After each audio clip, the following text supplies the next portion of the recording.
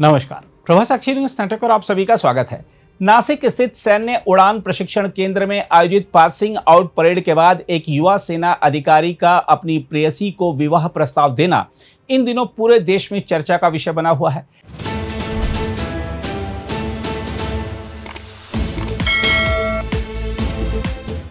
सेना के हेलीकॉप्टर के सामने घुटनों के बल बैठकर किया गया यह प्रस्ताव जहां सोशल मीडिया पर लाखों लोगों को भावुक कर गया, वहीं सेना के भीतर इसे लेकर अनुशासन और मर्यादा पर बहस भी शुरू हो गई है।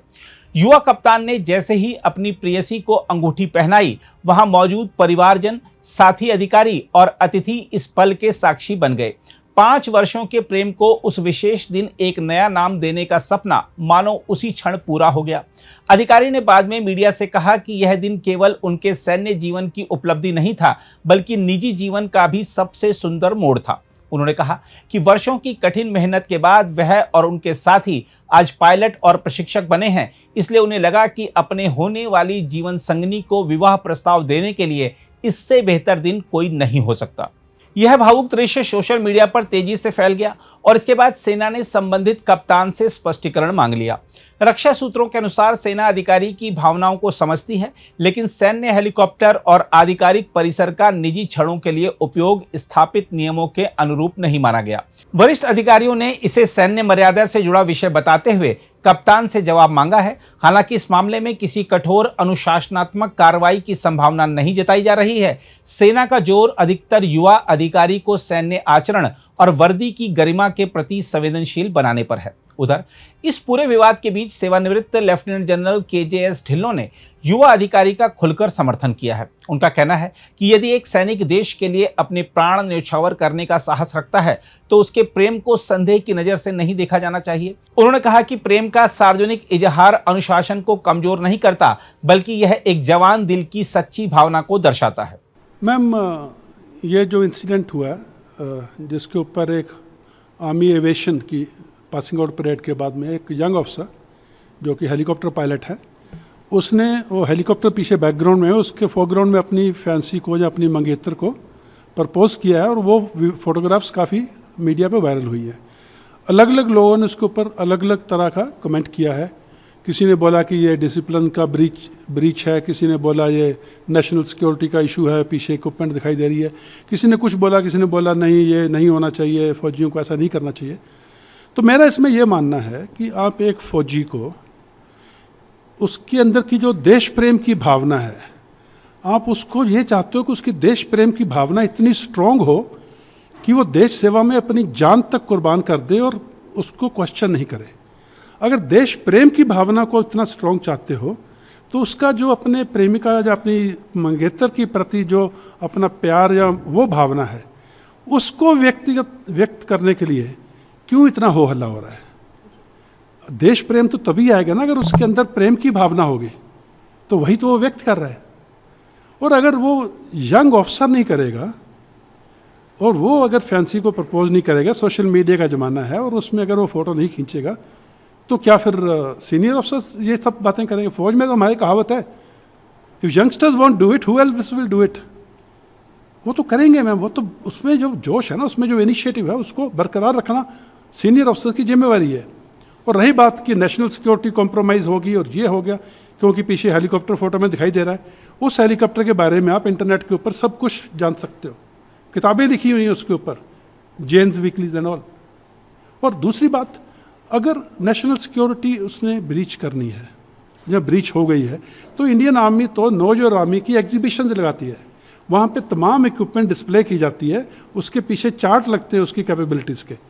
बच्चे आते हैं, स्कूल स्टूडेंट्स आते हैं, सिविलियंस आते हैं, हमारी फैमिलीज आती हैं, जिनको बताया जाता है कि आपके देश की आर्मी के ये इक्विपमेंट हैं, ये कैपेबिलिटीज़ हैं, ताकि उनमें भी एक देश सेवा की भावना जागृत हो। तो अगर हम ऑर्गेनाइज तरीके से इक्विपमेंट के बारे में सिविलियन को बताते हैं, तो इसमें मेरे हिसाब से कोई नेशनल सिक्योरिटी ब्रीच नहीं है।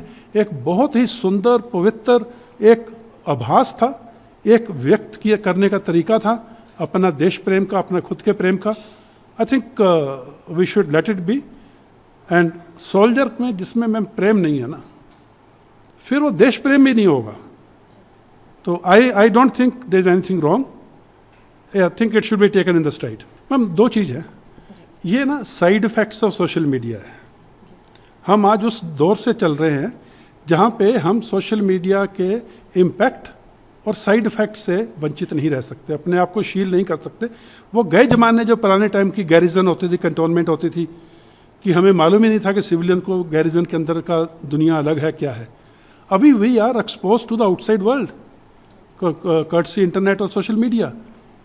सो वी कैनॉट से कि भी हम जो भी कुछ कर रहे हैं वो दूसरे को पता नहीं लगना चाहिए, वो पता लगेगा। और ये जो बात है कि क्या इसका इम्पैक्ट क्या आएगा, मोराल के ऊपर क्या इम्पैक्ट, नो नथिंग। हमारी ट्रेनिंग में शामिल है कि लोग कुछ भी बोलते रहे, हमें अपना मछली की आंख जो अर्जुन को दिखाई देती थी, हमारा जो मुद्दा था, हमारा जो मिशन है, हमारा जो एम है नेशनल सिक्योरिटी का नेशन के लिए, वो बरकरार है, वो हमारी ट्रेनिंग में शामिल है। तो ये चीज़ें जो हैं ये एक ऐसे ही जिसको कहते हैं ना small pin pricks, not to bother, ये एक बहुत ही स्वच्छ प्रेम का इजहार था, उसको उसी सहजता से लेना चाहिए। इसमें ज़्यादा वो किंतु परंतु का स्कोप नहीं है। एक बहुत ही प्यारा सा एक एक्सप्रेशन था। और अगेन आई विल से, जिसमें देश प्रेम है तो प्यार तो होगा ही होगा। बहरहाल देश भर में इस घटना ने एक बार फिर यह याद दिलाया है कि कठोर वर्दियों और सैन्य अनुशासन के पीछे भी धड़कते हुए दिल होते हैं, जो प्रेम, परिवार और भावनाओं से उतने ही गहराई से जुड़े रहते हैं जितना कोई आम इंसान। खैर आइए देखते हैं युवा सैन्य अधिकारी ने प्रपोज करते वक्त क्या कहा था। देखिए, आज हम सभी जितने भी ऑफिसर आज एवीटीएस बने हैं, जो पायलट्स बने हैं, जो इंस्ट्रक्टर्स बने हैं, जो आरपीए पायलट्स बने हैं, आरपी इंस्ट्रक्टर्स बने हैं, हम सब के लिए बहुत बड़ा दिन था। एक साल से जो हमारी मेहनत थी वो आज सफल हुई और आज हमें इन कोवेटेड विंग से नवाजा गया। और इस माहौल के दौरान मैं अपनी जो अभी मेरी मंगेतर है, मैं इनको पिछले 5 साल से जानता हूँ, एक दूसरे को हम जानते हैं और मुझे इस दिन से बेहतर कोई दिन नहीं लगा अपने इस आवेदन को इनको प्रस्तुत करने के लिए कि क्या आप मुझसे शादी करेंगी। और साथ साथ में ये हम सबके, हमारे परिवार के लिए, मेरी मदर के लिए, मेरे नाना नानी जी के लिए, सबके लिए बहुत बड़ा दिन है। तो यही एक सोच थी कि जैसे मेरे लिए और मेरे परिवार के लिए बहुत बड़ा दिन है, क्यों ना मैं अपनी मंगेतर के लिए भी इस दिन को और भी बड़ा ज्यादा बना।